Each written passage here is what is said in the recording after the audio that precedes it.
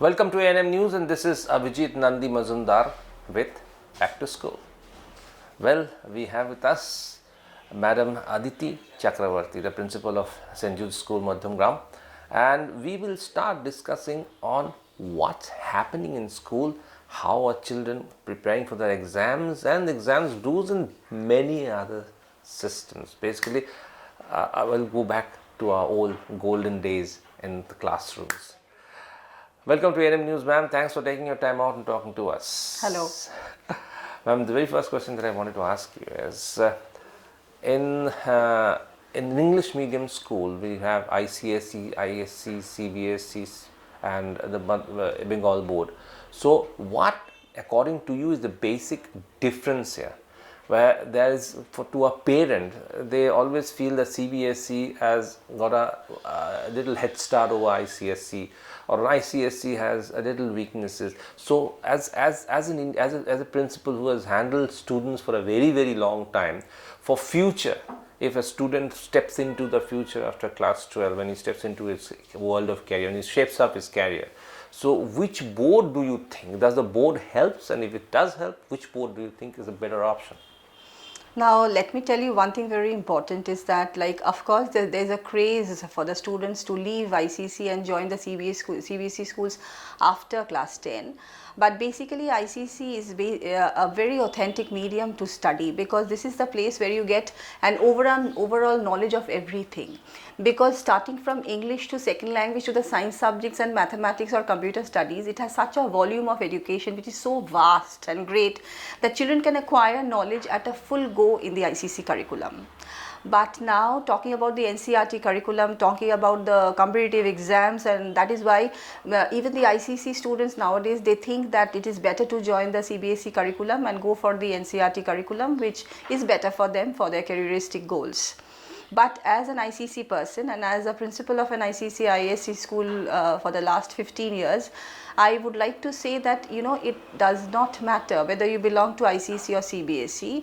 Of course, the question paper pattern is a bit different, but now even ICC people, ISC people, they are doing it on the patterns of CBSE. We have the same sort of MCQ questions and etc.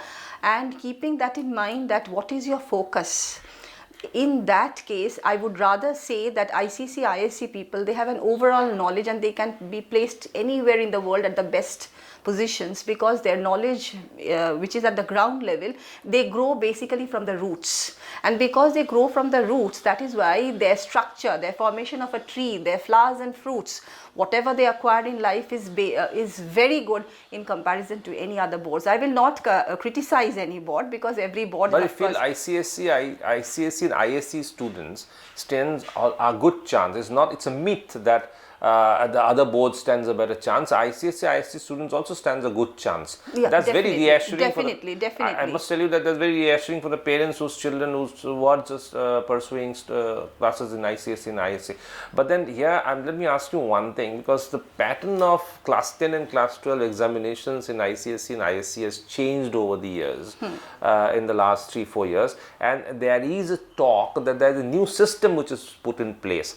Now, there is a little kind of scarcity in information, and a lot of parents, there have been a question which has been doing the rounds, and we have got a lot of feedbacks on our channel also about parents asking us to what is going to be the format. Is there class 11 exam, class 10 exams have been is being withdrawn, or is there class 11 class? Can you just clarify as to what the situation is at the moment? There is a discussion going on about the according to the new policies of NEP, that 5 plus 3 plus 3 plus 4 is the system and not the 10 plus 2 type.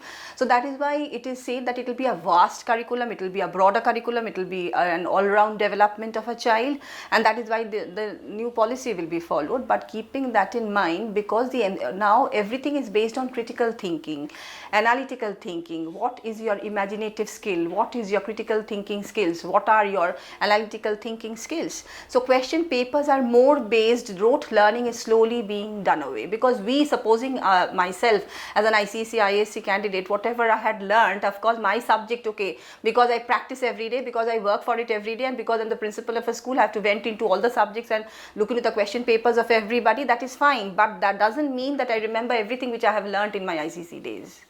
So keeping your focus and keeping whatever you are to do, in that case an overall knowledge and an all-round development comes from these sort of questions which will really work with the brain of a child. That is why at the same time certain questions where you are a part of the curriculum, where you are, supposing if you are reading Julius Caesar in ICC, you will be questioned like, if you are Julius Caesar, what will you do in that situation? So keeping there keeping your foot at that particular place is something which will give you a better learning. That is why I would suggest that this, with the pattern of questions which are being followed now, MCQ based questions, critical thoughts based question, are something which is leading to a better future for even the ICC ISC candidates. So are you doing, at the moment, is the 10+2 system on, or are you doing away with it? Is the ICSE doing it? It is still on, but very soon we will be having our meetings, and even in the month of very soon in the month of June we have our conference in Guwahati. Maybe these things will be going for a you will be change. discussing this, and it is yet to be decided. Yet to be decided. Yes, but then but the process is like we are all thinking on the same process. Thinking on the same line. Thinking on the so same for line. our children who is studying in class 9, at the moment it's not sure whether there is going to be a 10+2 if he is getting into 10. So there is going to be a 10+2 in 25, or it's going to be a... No, there's no clear official declaration yet. There's no official declaration yet, but we know that we will be slowly moving towards that direction. Yeah. What time do you expect? How long will it take? I think most probably maximum 6 to 7 months. 6 to 7 months. So in another 6 to 7 months, by the end of the year maybe, so we'll have a clarity as to how things will move and in which direction things will move. So our students studying class 8 and 9 will have a clear picture as to whether they will be having boards in class 10 or they will go directly to class 12. Or they will go directly to class 12. Depending on that system. Depending on the system. So moving on to another aspect where these days we find children, parents playing a major role, and parents, they pressurize their wards, they pressurize their children to go for a particular subject. Gone are the days that they want to become a doctor and engineer, but they always put them into you have to be first in class, you have to be very good in examination. So in your school, in your perception, you have been there around for such a long time. So do you think this pressure cooker situation, are you in mood for more counseling of students and guardians at the same time? I will go for more of parent counseling than students. Students can be motivated and students can learn a lot because they are young minds. And remember one thing, the pressure cooker situation only leads to bursting of thoughts and nothing else altogether. And because variety of options are open nowadays, for that reason we have to understand where lies the interest of a child. And at the same time, if you talk about my school, my concern is not the students who have been gifted or who are, I will not tell that of course they are, one student is very intelligent and the other one is not. My primary prerogative is to find out the children who cannot do everything properly. My work is that it is the latent quality, it is the latent talent which I will try to find out. I have students who are autistic by nature, but giving a pat at the back and saying that come on, you dance very well, and she danced on the stage and made a wonderful stage performance. So my work as a principal of a school is to build up a society. But have you experienced a pressure cooker situation coming in from parents, and are you planning to deal with it, or are you dealing with it on a counseling the parent? Yes, we do so. We do so because we have seen the same situation, because parents, when they talk outside or when they are inside, their only concern is whether their children will get a primary place in the society or not. Whether they will become a good human being, they never think about it. Remember one thing very importantly, unless we show empathy to others, which is a lost entity for today's children. So unless we show empathy, unless we build up their emotional intelligence along with the IQ of their children, we cannot expect for a better tomorrow, because we are working with a generation, we are basically working in a machine where we are making work and working with human minds. So unless we are humans working with another human and bringing up their betterment in their own way, I think that that is not education at all. Keeping that in mind, education to me is an all-round development, a wholesome development, a holistic development, and understanding each other, and then fostering to your needs and prerogatives of yourself. Happiness is the ultimate concept. That's very fantastic. It's very, very different, ma'am, coming from you.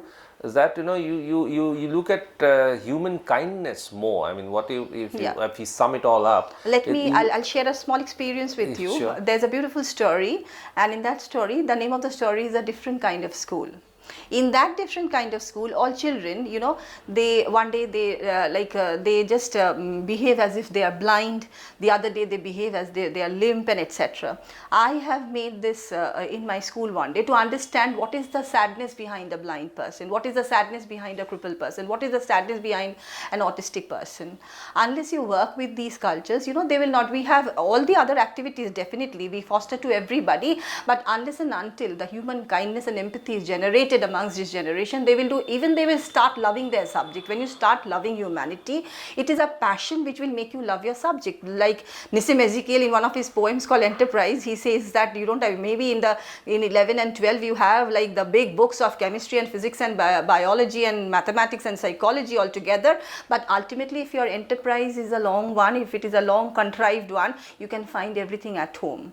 So east or west, home is the best. So you work with the home, and then ultimately your home can become the foreign world altogether in the eyes of yourself. Absolutely. So it hardly matters. Ultimately it is your love for the subject which will bring happiness for the subject, happiness for humanity, and happiness for your own self. For your own self. So in the entire this thing, how much do you feel extracurricular activities work out? I mean, do you think co-curricular activities and community services work much more than, you know, learning is always beyond the classroom. True learning happens beyond the classroom and not inside the classroom. The teachers will run after completion of syllabus, the students will run after completion of syllabus and getting good marks, but beyond that, and that is why critical thinking has come in.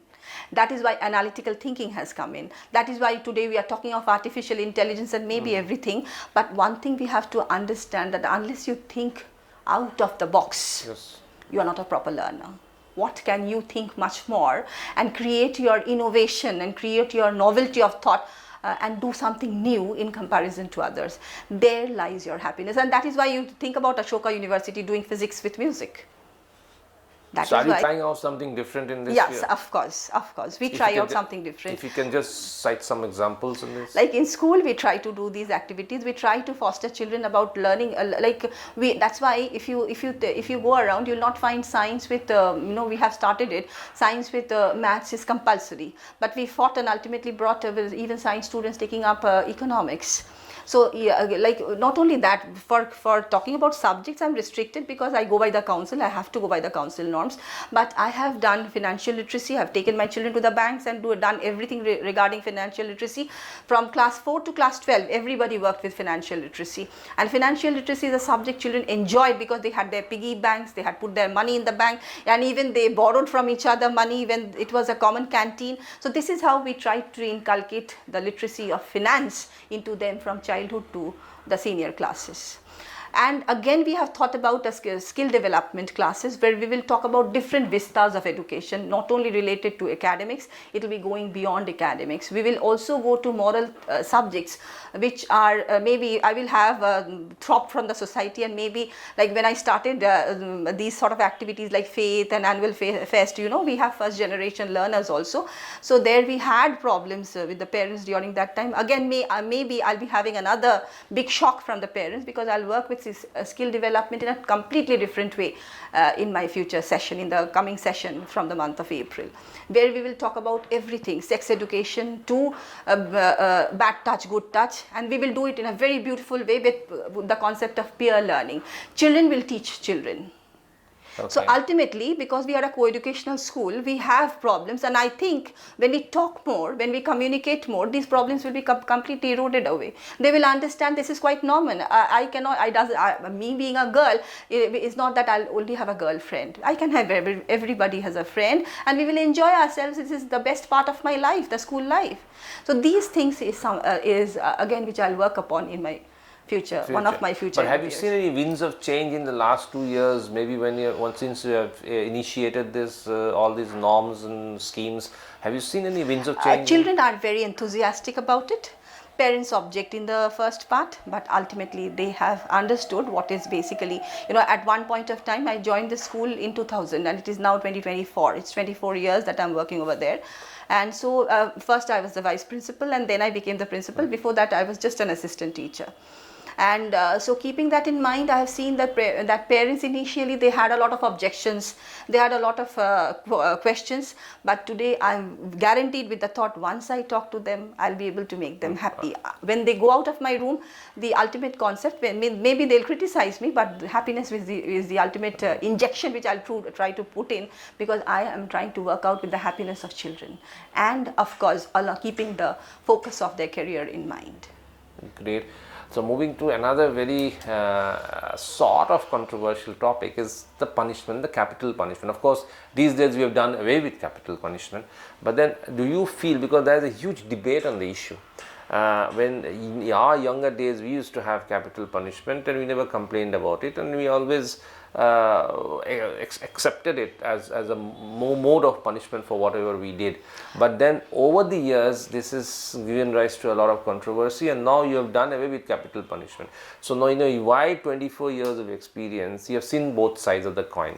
So do you think that once you come to school, now the big question is, once you come to school, it should be left to the hands of the teacher or the school authorities to handle a child, and not dictate whether you got to have capital punishment or not, or whatever kind of punishment, corporal punishment, I'm sorry about that, not capital punishment, I'm really sorry. So it's corporal punishment or not on the hands of the teacher. So do you think that? Corporal punishment is something which I am against. Okay. I have belonged to a generation where I have also seen my teachers throwing and banging dusters at us.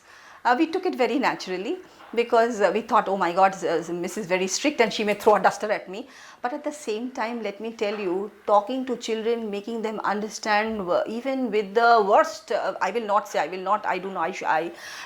am a lover of children. My life is students.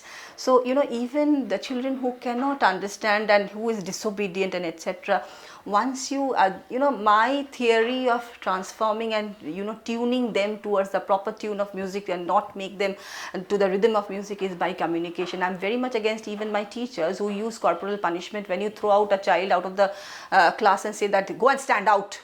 What is the basic thing which you are getting? The child roams around, the child looks at the wall, the child looks here, the child looks there and doesn't get the benefit out of it. Okay, you can be strict. Strictness doesn't mean that you have to use the arm of corporal punishment. Strictness can even work with eyes. One glance, the children will be quiet. One glance, the school will be quiet. That personality should be there in teachers. Of course, along with parents, we need to train the teachers also, because young teachers, I should not again criticize, but you have to have the passion for being a teacher. You are creating humans. So keeping that in mind, making a child go out or like beating him or using your ruler doesn't work at all. Talk to the child, work with the child. There must be a background why the child is disobedient. There is always a history of the child being disobedient or disorderly. Like when you see him in the classroom, my experience says that every child has certain loopholes or black holes behind himself which has made him like that. But every dark cloud has a silver lining. Keeping that in mind, you work and talk and communicate, and ultimately, I can guarantee you that even the person who cannot write a word of English will become the best in the society tomorrow. Excellent. I am very proud about this that. This is a very, very different voice that I am hearing for the first time, because whenever we spoke to any educationist, your principals are educationist.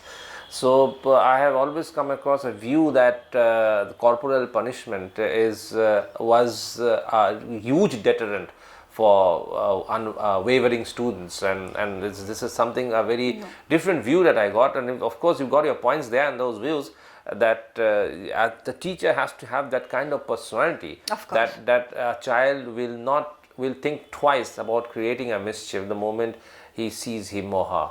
Yeah. So that is that. For that you don't require corporal punishment. You just look at her and make her understand, and while you are moving away, the corridor can become silent. You have to have that quality that with quality yourself. in you. Of At the course. same time, you also mentioned something which is very, very important, that you need to be very passionate about being a teacher. You have to be very passionate about a job. Of course, you have to be passionate about whatever job you undertake, but being a teacher is you're creating a society, a future society. So you need to be more responsible for your job and more passionate towards your work. Let me tell you one thing very important. You know, a teacher's role is very important. Like his footprints should be there on the sands of time. It cannot be washed away. True. So before they leave, they should you should inculcate this much of emotion in them that we miss you. Absolutely. And that should be your diplomatic method to, you know, they are very young. You have to work with the sentiments of children. One thing you give, one understanding of love and compassion and empathy, and along with the subject, of course. Supposing my subject is English. When I teach English, I can guarantee you that even the child who gets 40, I will pull him to 60. I guarantee you the child who gets 60, I'll make him to 90, because everybody is different. True. But you have to, even 40 students of a class, you have to be a master of 40 students, keeping each case study in your brain. And you should know them by names, call them by names, make them feel that, yes, Miss is a part of myself, and then in that case they will be completely fine. Everybody can be improved from whatever they are to whatever they will be in future. That is what You need I to be feel. comfortable with them. Of course, of course. Absolutely, this is a very different intake. That's why the recruitment of teachers is very, very important. Very in a school, in whatever school, in whichever school that may be, because that also is not so important, but training them is more important. Training them is more because at a first, appearances are sometimes deceptive. That's why when I look at them, I feel that, oh my God, she'll be a very nice, like a friend of mine, a colleague of mine. But it comes when you start to work. Yes. But that you have to work with them. The time she works with you, the time he works with you, you have to understand that this is my goal. You have to work towards my goal. Keeping that children who are there running on the field. So where to start, where to stop, and where to stop in the middle, or where to take towards the final goal is the way where we are all running together.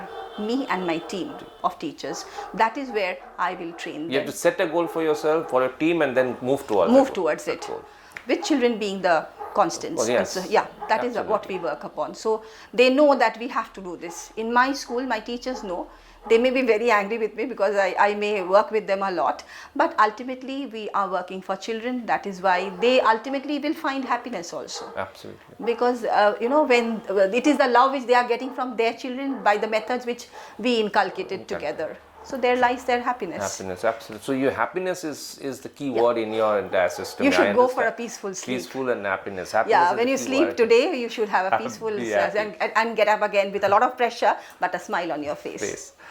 Lastly, let me ask you one thing. What's your future plan of action in the next couple of years? What you're looking at, if you look at your school and the wider perspective of the education system? So, what's your plan for next 2 years? My primary, the motto of my life will be think, speak, and lead. You should think, then you should speak, and you should lead. That speaking thing can be through writing also, but think, speak, and lead the society is something which I will look for my school and each and every student altogether. That is the process by which I will make them flourish. If you have a wonderful tree with beautiful blossoms, one day, of course, everybody will be withering away. But till the time we are here, the dawn and the dusk will always be there. But at the same time, the night gives birth to another day. True. That is how I'll work with children, to think, speak, and lead for tomorrow. Think, speak, and lead for tomorrow. That's very well said. That's fantastic. One rapid fire question for you. You want to see a first boy in ICSE, ISC, or your entire lot of students I had already seen a first boy in ICSE. No, you want to see a first boy, or you want to see the whole lot passing out? Whole lot passing out, definitely.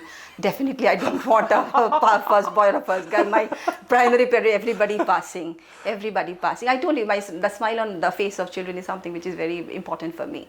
The happy smile and the peaceful sleep. Absolutely, everybody passing out, the smile on the face, that's the mantra for Aditi Chakraborty of St. Jude's School. Thank you very much for speaking to us, ma'am. Thank it you was so a much. wonderful You're welcome. conversing with you, and we really, it came out that the gross national happiness, which is there, which is the GNP of Bhutan, is your GNP too. So thanks a lot for speaking to us. Thank you very much for watching A&M News, and we'll come back with more such interviews in the near future. Thank you. Most welcome. Thank you.